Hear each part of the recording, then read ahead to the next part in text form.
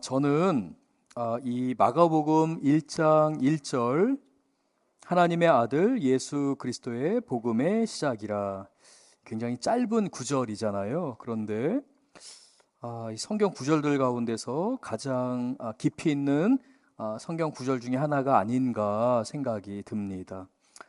너무나 감격적이고 은혜가 가득한 말씀입니다. 하나님의 아들 예수 그리스도의 복음의 시작이라. 하나님의 아들, 하나님 그분 자체이시죠. 하나님의 본체이신 예수님이 참 하나님이시고 참 인간이신 우리 예수님, 하늘 보좌를 버리고 이 땅에 우리를 위해서 오셨습니다. 어떤 논리적인 설명이나 철학적인 어떠한 그러한 설명이나 이해가 아니라 예수님을 만나면 하나님의 나라를 맛보아 알게 되는 것이죠. 예수님이 하나님 그분이기 때문에 그렇습니다. 예수님을 본 사람은 하나님을 본 것이다 라고 말합니다. 우리 귀한 석천제일교회 우리 성도님들 예수님과 인격적으로 만나고 경험할 줄로 믿습니다. 동행할 줄로 믿습니다. 예수님이 눈에 보이시지 않습니다. 그래서 때로는 우리가 예수님과 동행하는 게 무엇인지, 예수님을 인격적으로 만난다는 게 무엇인지 잘 모를 때가 있어요. 그런데 성경을 읽고 복음서를 읽고 그 예수님의 이야기를 듣게 되면 이 말씀에는 생명력이 있기 때문에 이 말씀이 우리의 영혼을 깨우고 우리의 영혼을 때립니다. 그래서 살아계신 예수님이 지금 나에게 이렇게 말씀하시는구나. 병든 몸을 위해서 예수님의 이름으로 기도하기를 원하시는구나. 이 문제를 위해서 예수님의 이름으로 기도하기를 원하시는구나. 예수님과의 인격적인 대화, 인격적인 교제가 이루어지죠. 그것이 바로 기도와 말씀 생활입니다. 예수님은 존재 자체가 생명이시고 진리이시고 은혜이십니다. 하나님의 아들 예수 그리스도의 복음, 그 하나님의 아들이신 예수 그리스도의 복음은 우리를 살리는 복음입니다. 인간에게 꼭 들어야 하는 복된 소식, 기쁨의 소식입니다. 이 소식은 반드시 들어야 되는 소식입니다. 이 복음은 예수님께서는 하나님의 나라가 너희에게 임했다라고 전하셨고요. 사도 바울은 이 하나님의 나라가 너희에게 임했다라고 하는 이 말씀을 하나님의 아들 예수 그리스도께서 너희 죄를 사하시기 위해서 십자가에서 죽으시고 부활하셨다라고 말씀하십니다. 제가 작년에도 복음이란 무엇인가에 대한 설교를 한 적이 있는데요. 성경에서 우리가 복음이라고 할 때는 넓은 의미에서는 성경 전체를 나타냅니다. 이 성경이 하나님의 편지이기 때문에 그래요. 근데 그 가운데서도 이 예수님에 대한 이야기, 예수님의 말씀, 예수님의 행하심에 대한 이 이야기를 복음서라고 해서 4개의 복음서로 우리에게 전해줍니다. 그래서 복음이란 게 무엇입니까? 라고 하면 우리 그리스도인들은 성경이 복음이라고 할 수 있는데 그 중에서도 특별히 복음서라는 이름이 붙어 있는 것이 마태, 마가, 누가, 요한복음이 있습니다. 이 4개의 성경에서 예수님이 우리에게 왜 복음이신지를 설교하고 있습니다. 말하고 있습니다. 라고 대답할 수 있습니다. 만약에 이제 우리 아이들이 목사님, 장로님, 권사님, 집사님, 그거 말고 좀 더 간단하게 복음에 대해서 핵심적인 메시지를 좀 이야기해 주세요. 제가 복음서를 다 읽을 수는 없잖아요. 라고 하면 이 2가지로 우리 성도님들이 대답하실 수 있습니다. 기쁜 소식, 복음에 대해서 예수님은 하나님의 나라가 너희에게 임했다 라고 말씀하셨습니다. 그러려면 하나님의 나라도 알아야 되고요. 또 그 하나님의 나라가 인간에게 임했다는 게 무엇인지 그 의미도 깨달아야 되잖아요. 그래서 복음서를 읽어야 됩니다. 하지만 하나님의 나라가 너희에게 임했다라고 하는 이 복음의 소식을, 복된 소식을 사도 바울은 하나님의 아들 예수 그리스도께서 너희의 죄를 위해서 십자가에 죽으시고 부활하셨다. 바로 이게 복음입니다. 라고 설명하실 수 있습니다. 그러니까 항상 우리 성도님들, 우리 석천제일교회 성도님들은 복음이 무엇입니까? 라고 하면 예수님은 하나님의 나라가 너희에게 임했다. 사도 바울은 하나님의 아들 예수 그리스도께서 너희 죄를 위하여 죽으시고 부활하셨다. 이게 복된 소식입니다. 라고 설명하실 수 있을 줄 믿습니다. 이 복음이 시작이 되었다라고 말합니다. 특별히 죄송합니다. 예수 그리스도의 복음의 시작이다라는 이 표현은 예수님이 전하신 복음이 이렇게 시작되었습니다 라는 의미가 있고, 두 번째는 예수님에 대해 기록한 복음은 이렇게 시작되고 있습니다 라고 이 두 가지로 해석할 수 있습니다. 예수님이 전하신 복음, 예수님에 대해서 기록한 복음이 이렇게 시작하고 있습니다 라는 뜻이죠. 그러한 의미입니다. 한번 따라해 보실까요? 하나님의 아들 예수 그리스도의 복음의 시작이라. 이 복음은 살아 역사합니다. 그래서 매일마다 이 복음의 역사가 우리 안에서 새롭게 역사하는데요. 특별히 성경은 이 복음서 4권을 우리에게 소개하면서 각각의 마태복음, 마가복음, 누가복음, 요한복음에 특징이 있다. 성령님께서 그 저자들을 사용하시면서 이 4사람을 사용하시면서 전하시는 각각의 독특한 특징들이 있는데, 제가 준비한 파워포인트가, 도표가 있는데요. 한번 보겠습니다. 우리 성도님들 보실 때에 왼쪽 위에 있는 게 마태복음이고요. 그 다음에 오른쪽에 있는 게 마가복음, 그리고 밑에 줄 왼쪽이 누가복음, 그리고 오른쪽이 요한복음입니다. 그래서 위에서부터 시계 방향으로 마태, 마가, 누가, 요한 이렇게 돼 있는데요. 이거를 색깔로 구분을 했습니다. 초록색, 노란색, 파란색, 빨간색으로 구분을 했는데요. 성경을 보게 되면 요한복음에만 예수님께서 유월절을 4번 지키신 게 기록이 되어 있습니다. 그래서 이 4번을 지켰다는 것은 첫 번째, 공생애를 시작하실 때 유월절을 지키면서 공생애를 시작하십니다. 그리고 그렇게 뒤이어서 3번이 더 나오면 마지막 유월절에 예수님께서 십자가에 죽으시잖아요. 그리고 부활하십니다. 예수님께서 금요일에 죽으시고 주일날 아침에 부활을 하셔서 우리 그리스도인들은 주일에 예배를 드리고 있습니다. 저 초록색은 예수님께서 공생애를 시작하시기 전에 예수님의 탄생, 예수님의 어린 시절, 그리고 공생애를 시작하시기 전에 예수님께서 행하셨던 일들에 대해서 기록하고 있습니다. 그리고 1년째가 되는 저 첫 해, 예수님의 제1년차 공생애가 노란색으로 기록되어 있고요. 그리고 파란색은 제2년차, 그리고 빨간색이 3년의 공생애를 기록하고 있습니다. 우리 성도님들 보시는 것처럼 마태, 마가, 누가, 요한 각각 차지하는 비중들이 다 달라요.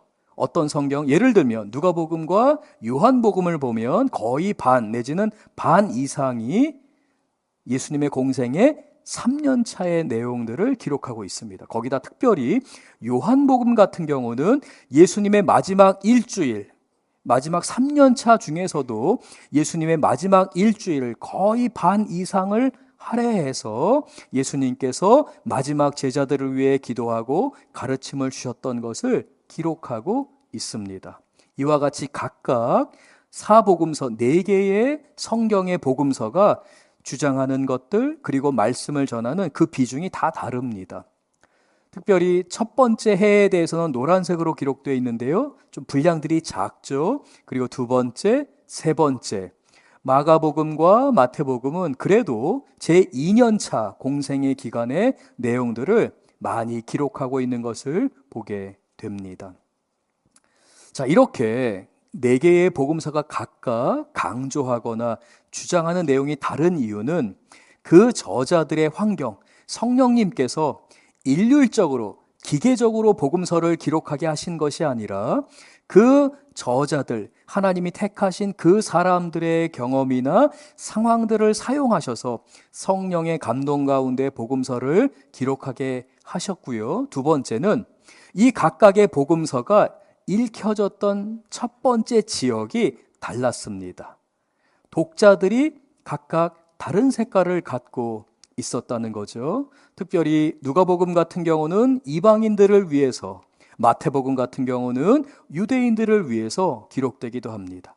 그리고 가장 마지막에 기록된 요한복음 같은 경우는 요한이 예수님과 동행하는 삶, 예수님께서 그 사랑하시는 제자들에게 어떠한 메시지를 주셨는지에 대해서 요한이 기록한 복음입니다. 그렇다면 마태복음은 그 저자의 상황을 하나님이 어떻게 사용하셨고, 그리고 마가복음이 기록되면서 전해져야 되는 그 저자들의 형편, 그 제자들, 그 복음서를 들어야만 하는 그 독자들의 상황이 어땠는지를 우리가 살펴봄으로 인해서 앞으로 우리가 마가복음을 통해 예수님의 이 귀한 복음의 말씀을 깨닫는 은혜의 시간을 갖고자 합니다.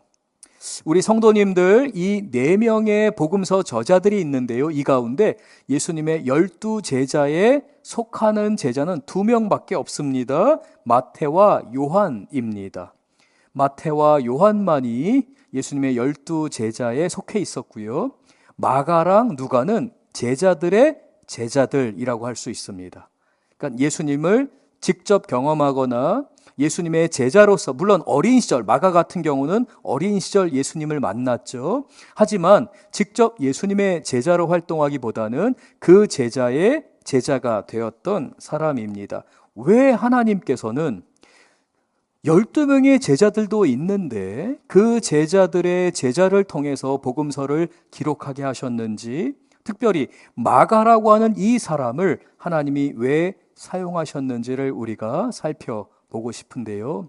마가는 그 집안 전체가 그 어머니 때부터 예수님을 너무 사랑하고, 특별히 외삼촌 바나바 같은 경우는 초대교회를 위해서 굉장히 귀중하게 쓰임을 받았던 사람이기도 합니다.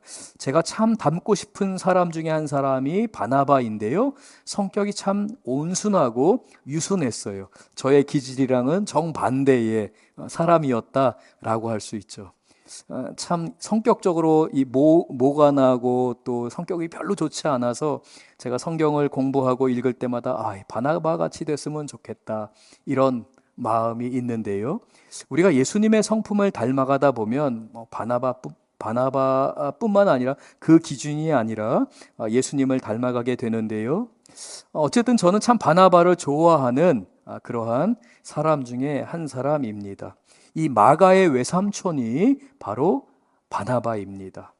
그러니까 예수님을 잘 믿고 예수님 살아계실 때뿐만 아니라 예수님이 돌아가신 후에도 교회를 든든히 지켰던, 교회를 묵묵히 섬기고 교회 안에서 많은 사람을 아우러줬던, 품어줬던 참 귀한 교회의 영적인 지도자라고 할 수 있습니다.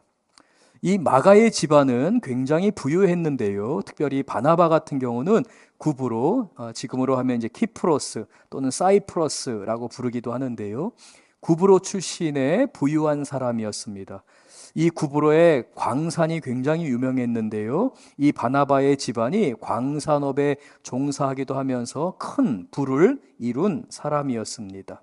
그리고 마가의 어머니이죠. 구브로와는 남매지간인데요. 이 마가의 어머니는 예루살렘으로 이주를 한 이후에, 원래 집안 자체가 부유하기도 했지만 예루살렘으로 이주한 이후에도 사업이 번창을 하면서 큰 부를 이룬 사람이기도 했습니다. 그 집이 얼마나 부유했던지, 심지어는 그 집의 2층 집, 우리가 잘 아는 바와 같이 마가의 다락방이라고 알려져 있는데요. 이게 단순한 다락방이 아니에요. 우리 한국 사람들이 생각하는 그런 다락방이 아니라 2층 집 구조로 되어 있는 굉장히 화려하게 잘 꾸며진 거실을 말합니다. 이 마가의 다락방이 얼마나 크고 잘 갖춰져 있었던지 120명의 예수님의 제자들이 마가의 다락방에 모여서 성령의 강림을 위해 기도했던 곳으로 쓰임받기도 했습니다. 이와 같이 부유하게 자란 이 마가는 믿음을 잘 소유한 사람이었습니다. 그리고 마가 자체가 열정이 있는 사람이었어요. 그래서 자신이 소유하고 있는 부와 믿음과 열정을 다해서 하나님의 교회를 젊어서부터 섬겼던 사람이었습니다. 그 열정이 얼마나 컸는지 그 외삼촌 바나바가 이 마가를 교회의 아주 중요한 지도자, 교회를 잘 섬길 수 있는 교회의 중직으로 세우기를 원했습니다. 그래서 이 마가를 잘 훈련시키길 원했는데요. 바나바와 바울이 제1차 선교 여행을 떠날 때에 바나바가 이 마가를 데리고 가면서 자신의 리더십과 바울의 리더십을 잘 배우기를 원했어요. 사도행전 13장 5절을 보면 이렇게 기록되어 있습니다. 살라미에 이르러 하나님의 말씀을 유대인의 여러 회당에서 전할세 요한을 수행원으로 두었더라. 여기서 이 요한이 바로 마가입니다.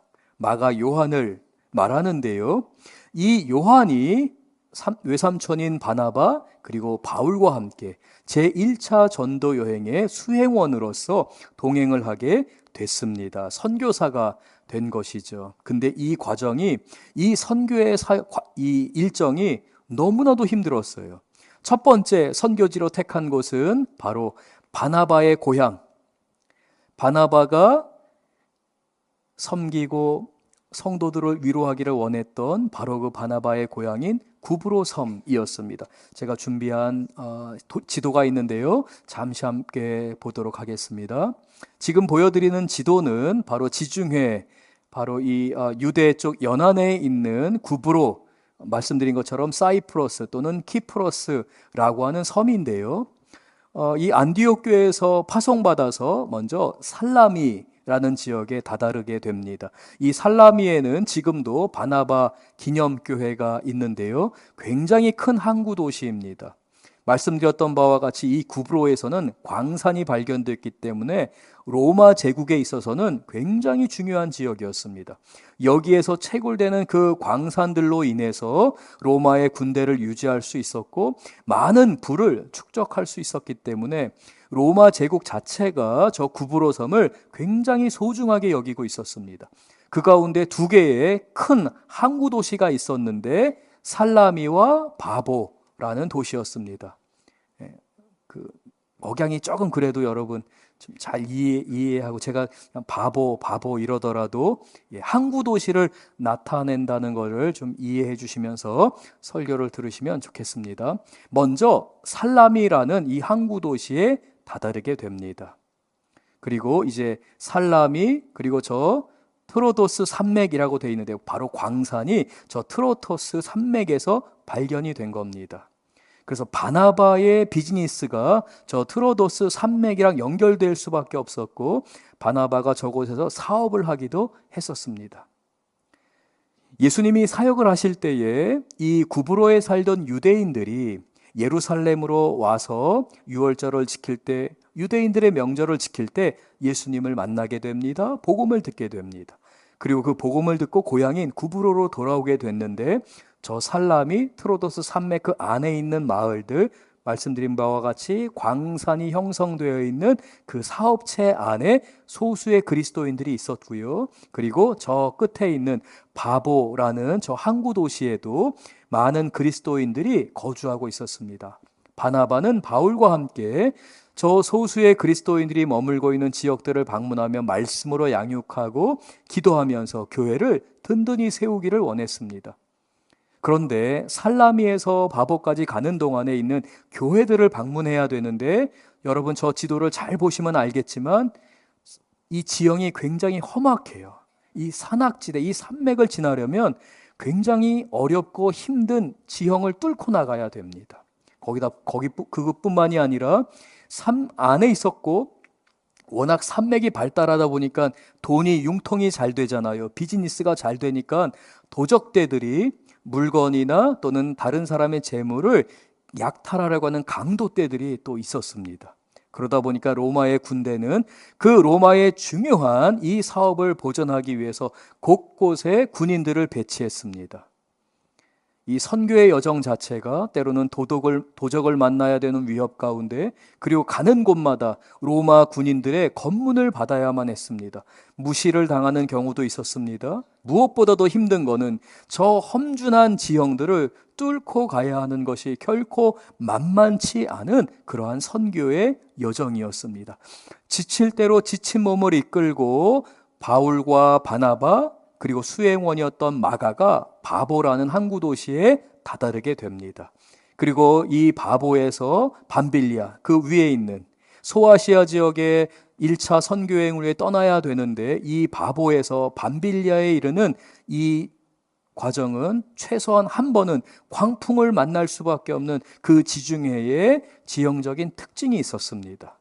그러니까 이 마가는 부유하게 자라고 보호받으면서 자랐다가 열정이 있고 열심이 있어서 선교사로 헌신을 했는데, 첫 번째 이 선교의 여정에서 정말 큰 쓴맛을 본 거예요. 이거 도저히 내가 감당하기 어렵겠구나 라고 하며 바보에 이르렀다가 배를 타고 밤빌리아로 가는데 풍랑을 만나고 배멀리를 하고 이제 완전히 녹초가 돼버린 겁니다. 그래서 마가는 밤빌리아에 도착하자마자 외삼촌인 바나바와 바울에게 이야기합니다. 나는 도저히 이걸 감당할 수 없겠습니다. 그래서 이 세 사람은 이 마가를 어떻게 해야 될지에 대해서 몇 날 며칠을 아마 고민을 했을 겁니다. 태스크 오리엔티드 된, 그러니까 일 중심의 바울에게 있어서는 이 마가가 걸림돌이 된 거예요. 마가 때문에 지금 선교를 빨리 가야 되는데 이 마가가 자꾸 시간을 지체하게 하는 거예요. 근데 people oriented, 그러니까 사람 중심의 바나바 입장에서는 이 마가를 어떻게 해서든지 좀 살리고 싶은 거예요. 근데 마가가 결심을 하게 되죠. 내가 이렇게 하다간 도저히 살 수 없겠구나 라고 고향으로 가게 됩니다. 엄마가 있는 곳, 어머니가 있는 예루살렘으로 돌아가게 된 것입니다. 마가는 실패자로 낙인이 찍힐 수도 있는 상황이었습니다. 아니, 어떻게 이렇게 먼저 왔어? 함께 갔던 바울 선생님과 바나바 선생님은 어디에 있는 거야? 사람들은 물어봤을 것입니다. 마가는 부유하게 자란 환경 가운데서 아직 그 험한 선교 여행을 감당할 준비가 안 돼 있었던 거예요. 거기에다가 향수병으로 인해서 어머니와 가정, 그리고 조금 편안한 생활 가운데에 자신이 돌아가야 되겠다라는 그러한 연약한 마음, 나약한 마음을 갖고 있었던 것이죠. 실패한 마음 가운데 사람들은 계속 물어봅니다. 왜 이렇게 먼저 왔어? 바울 선생님과 바나바 선생님은 어떻게 된 거야? 물어보는 것 자체가 너무 괴로움일 수 있습니다. 우리가 사역을 하다 보면 그런 일들을 종종 겪게 됩니다. 사역자로서나 우리 장로님들, 권사님들, 집사님들이 사역을 하다 보면 집안 환경 자체가 도저히 내가 이걸 끝까지 감당할 수 없는데 라는 상황 가운데 처할 때도 있어요. 때로는 그게 부부의 문제나 또는 부모와 자녀 간의 문제, 그리고 직장 생활에서의 문제로 인해서 처음에 하나님, 제가 한번 열심히 섬겨보겠습니다 라고 하며 다짐하고 사역을 시작하게 되지만 어느 틈엔가 내가 이걸 그만둬야 되는 게 아닌가, 도저히 내가 이걸 감당할 수 없는데 라는 상황을 마주하실 때가 있을 줄 압니다. 특별히 사역자 같은 경우는 그러한 상황이 될 때에는 좌절감과 실패감, 하나님이 정말 이제 나에게 뭘 맡기실 수 있을까? 작은 일에 충성하는 게 너무 중요한데 내가 이렇게 너무나도 소중하고 이 큰 일을 내가 중도에 포기하게 되었으니 이제 나는 어떻게 하지? 하나님이 정말 나를 다시 다시 들어서 사용하시기에는 나는 완전히 실패했어, 나는 좌절했어 라고 하는 사역자들이나 성도님들이 계실 수 있습니다. 뿐만 아니죠, 우리의 삶이 그렇습니다. 우리가 학창시절 공부할 때 또는 비즈니스를 할 때, 직장 생활을 할 때 우리 성도님들 가운데 후회되는 일이 있으시지 않으세요? 그때 내가 조금만 더 이렇게 했더라면, 그때 내가 직장에서 조금만 더 이렇게 사람과의 관계나 이런 부분을 했더라면 이라고 하며 여러분 마음 가운데 있는 그러한 후회함 또는 그래서 하나님이 과연 나를 들어쓰실 수 있을까? 라는 생각을 갖고 계신 성도님들이 있을 수도 있을 거라 생각합니다.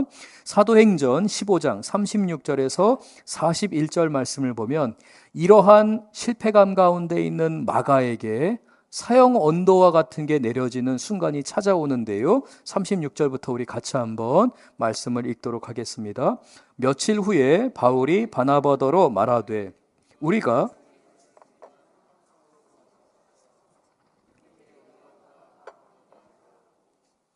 바나바는 마가라는 요한도 데리고 가고자 하나 바울은 밤빌리아에서 자기들을 떠나 일하러 가지 아니한 자를 데리고 가는 것이 옳지 않다 하여 서로 심히 다투어 피차 갈라서니 바나바는 마가를 데리고 배 타고 구브로로 가고. 여기까지만 먼저 읽겠습니다. 바울이요 돌아와서 이 마가를 대할 때 너무나 차갑게 대하는 거예요. 우리의 선교 사역에 발목을 잡았다는 거죠.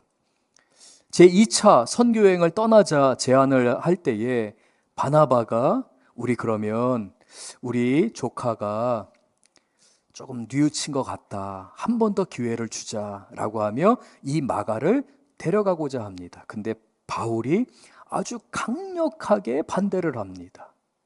마가 입장에서는요, 사형 언도를 받는 심정이었을 거예요. 너는 쓸모없어. 너는 안 돼. 네가 무슨 선교 사역을 감당하는 거야. 아마 그렇게 들었을 거예요. 바울이 그런 의도로 얘기하지는 않았을 겁니다. 오히려 우리가 효과적으로 신속하게 사역하기 위해서는 마가는 데려가면 안 됩니다. 우리가 선교 사역만 생각해야 합니다. 아마 그런 의도였을 거예요. 근데 마가는 우리가 항상 실패감이나 좌절감이나 죄책감을 갖고 있으면 우리가 누군가의 이야기가 나에게는 가슴을 파고드는, 가슴을 찢는 이야기로 들릴 수 있잖아요. 바로 마가가 그랬을 것입니다. 근데 다행히도 외삼촌이었던 바나바가 이 마가를 데리고 2차 선교여행에 동참하게 됩니다. 그래서 이 바나바와 마가가 다시 한번 갔던 첫 번째 선교지가 바로 구브로 섬이었습니다. 반면에 바울과 실라는 구브로 섬으로 가는 그 길을 택하지 않고 오히려 반대의 길을 택해서 올라가게 됩니다. 40절과 41절 함께 읽겠습니다. 바울은 실라를 택한 후에 형제들에게 주의 은혜의 부탁함을 받고 떠나 수리아와 길리기아로 다니며 교회들을 견고하게 하니라. 이 이후부터 바나바와 마가에 대한 선교 이야기는 등장하지 않습니다. 오직 사도 바울의 선교 이야기만 등장하게 됩니다. 그래서 이 이후에 바나바와 마가가 어떻게 됐는지 우리가 자세히 알 수는 없습니다. 그러나 초대교회의 전통에 따라서 문헌에 의하면 이 바나바는 이 2차 전도 여행을 마친 후에 얼마 지나지 않아서 이 세상을 떠나게 됩니다. 하나님의 부름을 받은 거죠. 그리고 바나바와 마가는 이 두 번째 전도 여행을 무사히 마친 것으로 우리는 짐작하게 됩니다.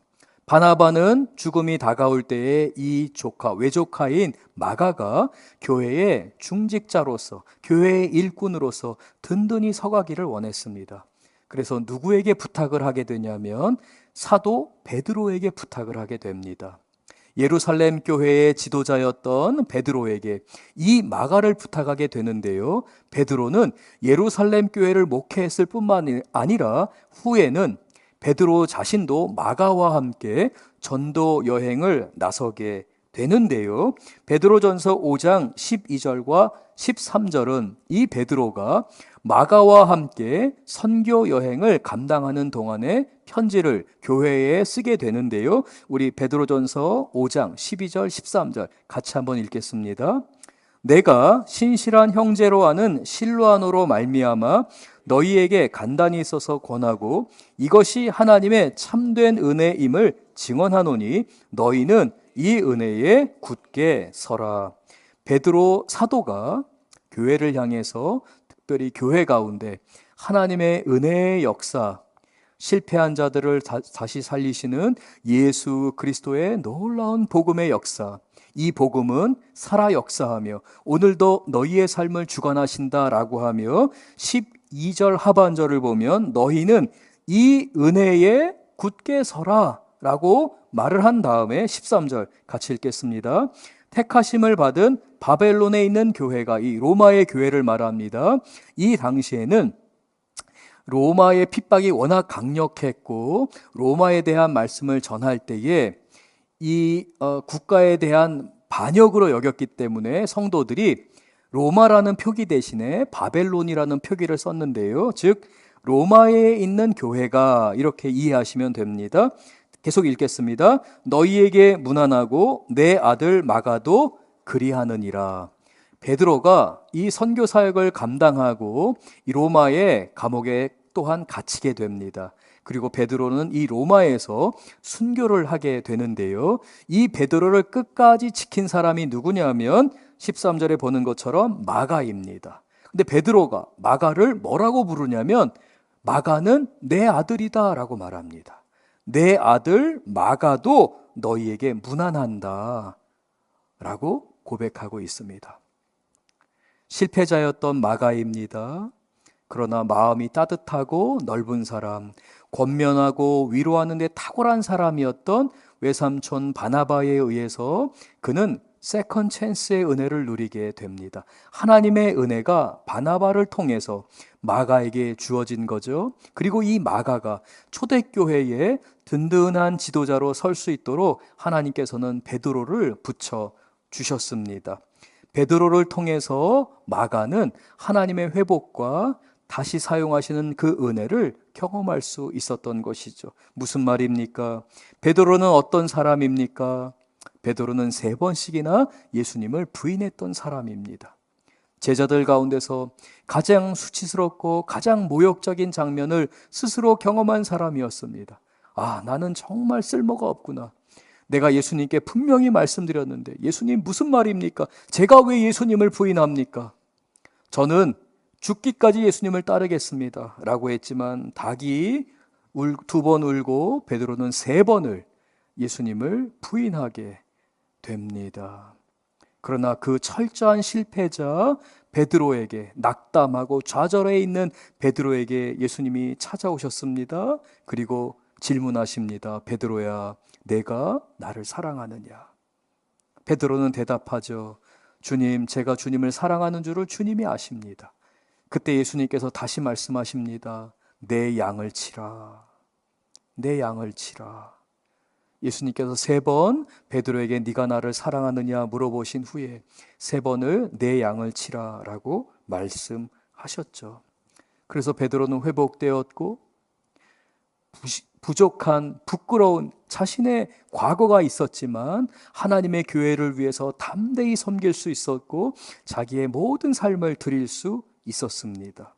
마가가 베드로에게 왔을 때 베드로는 말했을 것입니다. 마가야, 걱정하지 마. 나랑 같이 일하자. 내가 네 마음 누구보다도 잘 알아. 나는 말이야 이러이러한 실패를 경험했어. 너 예수님은 배반하지 않았잖아. 너 예수님은 부인하지 않았잖아. 근데 나는 말이야 3번이나 예수님을 부인했어. 그 종된 여자아이가 너도 갈릴리 사람이다 라고 할 때에 내가 예수님을 부인하는데 정말 죽고 싶은 심정이었어. 그런데 마가야, 너의 외삼촌이 너를 나에게 보낸 이유가 있는 줄로 안다. 나는 너의 마음을 잘 안다. 하나님도 너의 마음의 중심을 아신다. 네가 연약해서 실패해서 선교지에서 그 선교사역 감당해야 되는데 중간에 돌아왔지만 하나님이 너의 마음을 아신다. 너는 연약하지만 네 육신이 약하여서 너는 실패했지만 하나님은 너를 아신다 라고 하며 마가를 품어주고 마가와 계속 함께 같이 마치 아들과 같이 대하면서 함께 생활하면서 하나님 나라의 일, 특별히 예수님의 복음에 대해서 마가에게 가르쳐주고 사역을 할 때마다, 설교를 할 때마다 마가를 데리고 다니면서 복음 사역 가운데 동참하게 해주었습니다. 마가복음 1장 1절 오늘 본문 다시 한번 보겠습니다. 하나님의 아들 예수 그리스도의 복음의 시작이라. 사실 이 말씀은 베드로가 굉장히 자주 사용했던 말이기도 한데요. 왜냐하면 베드로가 예수님께서 너희는 나를 누구라 하느냐라고 할 때에 베드로가 고백했던 내용이 있습니다. 마태복음 16장 16절 우리 같이 한번 또 읽겠습니다. 주는 그리스도시요 살아계신 하나님의 아들이시니이다. 베드로가 고백했던 이 말을 너무나 많이 들었고 너무나 자주 그 복음에 대해서 설명을 들었던 마가는 자신의 복음서를 기록할 때 성령의 감동 안에서 마가복음 1장 1절을 하나님의 아들 예수 그리스도의 복음의 시작이라. 나 같은 죄인, 나 같은 실패자, 나 같은 사람도 살리는 복음. 끊임없이 세컨 찬스를 주시고 내 손을 붙잡아 주시는 하나님의 아들 예수 그리스도의 복음이 이렇게 시작합니다. 라고 마가는 이야기합니다.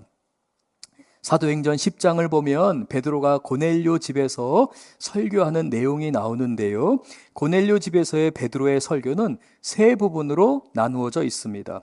첫 번째는 세례 요한에 대한 이야기이고요. 두 번째는 예수님께서 하나님의 나라를 이렇게 선포하셨습니다 라는 이야기이고요. 그리고 마지막 세 번째는 예수님이 죽으시고 부활하신 이야기입니다. 그런데 이 베드로 설교의 이 세 가지의 이 구조가 마가복음에서 확장된 구조로 우리에게 전해지게 되는데요. 마가복음의 구성도 이렇게 세 가지로 되어 있습니다. 첫 번째, 세례 요한에 대한 이야기입니다. 우리가 다음 주에 살펴볼 말씀이죠. 두 번째는 마가복음 전체에서 가장 많은 부분을 차지하는 예수님의 갈릴리에서의 사역에 집중하고 있습니다. 예루살렘에서도 사역하셨고 갈릴리에서도 사역하셨는데 특별히 마가복음은 예수님의 갈릴리 사역에 집중해서 우리에게 말씀을 전하고 있습니다. 그리고 마지막 세 번째가 베드로의 설교와 동일하게 예루살렘에서의 예수님의 고난과 부활 이야기로 구성이 되어 있습니다. 이와 같이 베드로의 품 안에서 그는 하나님의 회복을 경험했고 교회의 중요한 지도자로서 성장할 수 있었습니다. 사랑하는 성도 여러분, 우리는 복음의 능력으로 말미암아서 회복된 이 마가가 오늘 우리에게 전해준 이 마가복음을 앞으로 살펴보고자 합니다. 우리 사랑하는 성도님들에게 이 복음의 말씀이 단순하게 글로 전달되는 것이 아니라 복음은 능력이 있고 생명이 있고 권세가 있기 때문에 이 말씀이 그대로 우리 성도님들의 삶에 이루어질 줄로 믿습니다. 이 복음의 메시지가 선포될 때에 우리 성도님들의 삶을 붙드시고 이끄시며 하나님의 뜻을 이루고자 하시는 그 주님의 선한 능력과 손길이 강력하게 우리 성도님들을 붙드시리라 믿습니다. 마지막으로 그렇다면 이 마가복음을 들은 독자의 상황은 어땠는지 우리 성도님들께 좀 짧게 말씀을 드리겠습니다. 2부 예배 때는 이 부분을 조금 자세히 다룰 수 있었는데요. 우리 3부 예배 성도님들은 좀 그 부분을 좀 이해해 주시면서 들으면 좋겠습니다. 마가복음이 기록된 시기는 베드로와 마가가 로마 감옥에 갇혀 있던 바로 그 시간입니다. 그리고 베드로는 이제 바울과 함께 네로 황제의 처형을 기다리고 있는 상황이었습니다. 왜 그러냐면 AD 64년에 로마에 대화재가 발생하게 되는데요. 로마 도시의 40% 이상이 다 불타오르게 됩니다.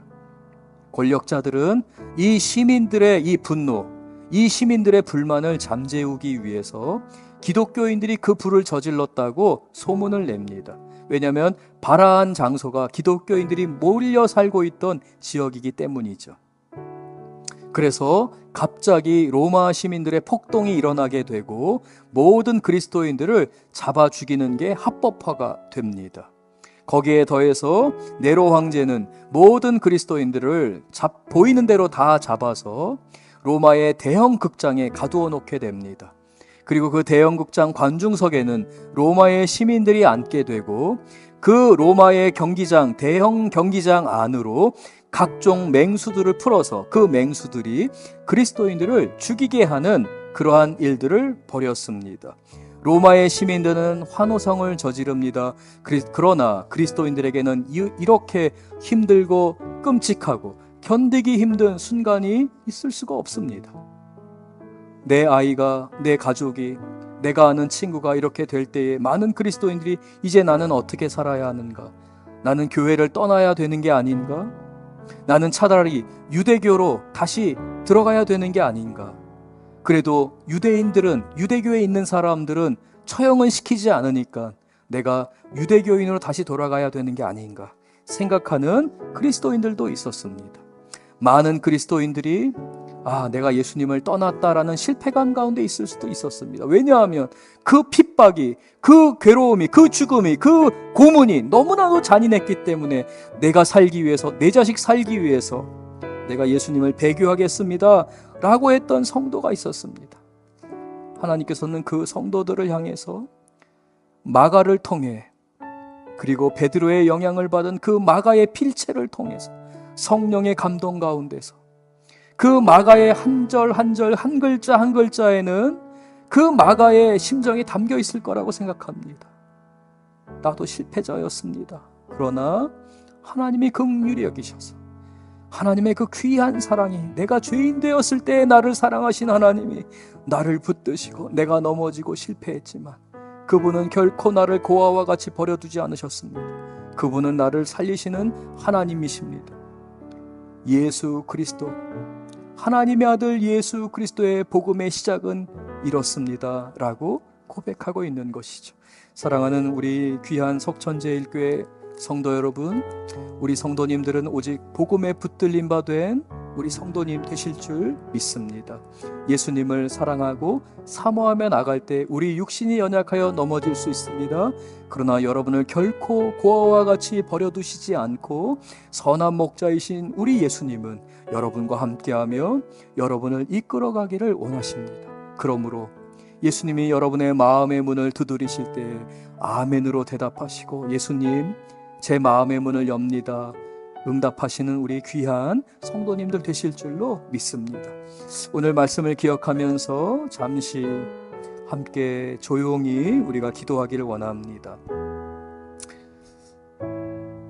하나님 아버지, 오늘 말씀을 통해서 주님의 은혜를 더욱 사모하게 됩니다.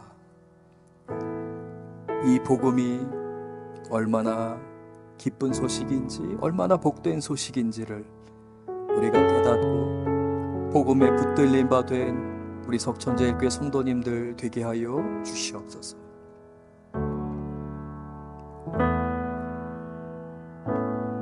예수님 이름으로 기도합니다. 아멘. 우리 다 함께 일어나셔서 함께 찬양하겠습니다.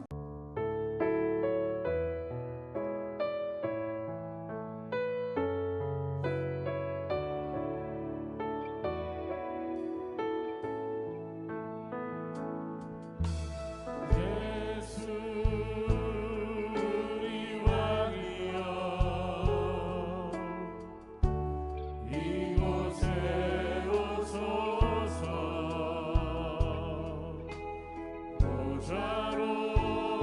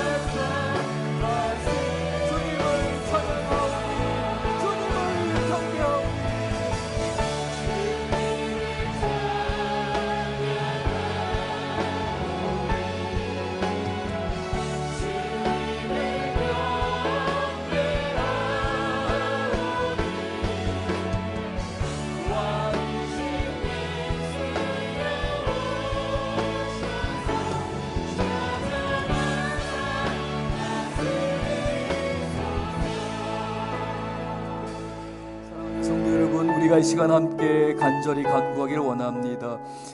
혹여라도 우리 성도님들의 삶 가운데 실패감과 좌절감 안에서 낙담되어 계시는 우리 성도님들이 계시지는 않은지 모르겠습니다.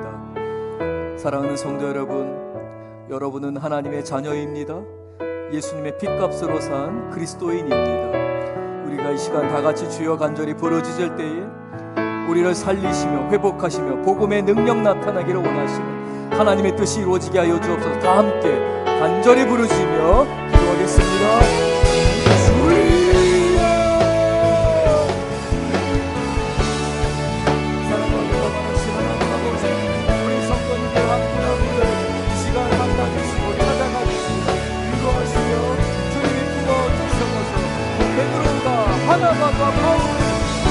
마가를 구원주시고 하나님이 구원주시고 회복시켜주시고 강건하게 하시고 하나님의 일꾼 잡아주시고 주님의 영광 나타내는 하나님 귀한 종들 되게 하여 주시옵소서.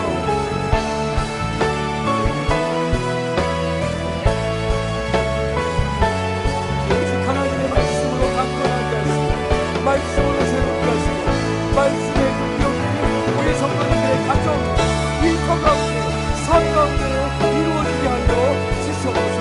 지혜를 주시며 능력을 주시며 깨닫게 하시는 은혜 안에서 성령 하나님의 역사를 체험케 하여 주시옵소서.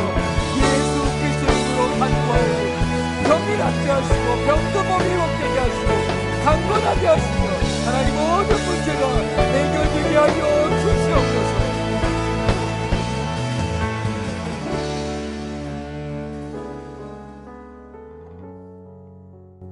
사랑과 은혜가 많으신 하나님 아버지, 하나님의 귀한 자녀들이 이 시간 주 예수 그리스도의 이름을 부르짖으며 간절히 기도하고 외쳤습니다. 하나님, 우리 성도님들의 기도 가운데 역사하시며 우리로 하여금 늘 주님과 동행하며 살아계신 하나님과 늘 만나고 주님의 역사를 삶 안에서 체험하는, 경험하는 우리 귀한 교우들 되게 하여 주시옵소서. 복음의 능력이 나타나는 우리 성도님들 되게 하실 줄을 믿사오며 예수님 이름으로 기도드렸습니다. 아멘.